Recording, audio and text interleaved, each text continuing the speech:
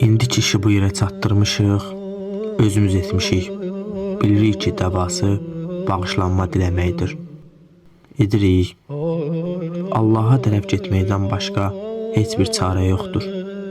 Əgər Allaha tərəf getməsək, manələr əgər aradan qalxsa, müvəqqət aradan qalxar. Daim aradan qalxmaz, həmişə varlar. Gərək bilək ki, bizim ilacımız nəfsin silahıdır. Bütün mərhələlərdə və bundan ehtiyatsız olmayacağı və bunsuz bizim işimiz tamamlanmayacaq.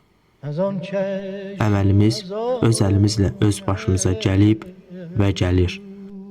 Bunu etiraf edib, özümüzü düzəltməyənə, Allahla rabitə qurmayana və Allah nümayəndələri ilə rabitə qurmayana qədər düzəlməyəcək.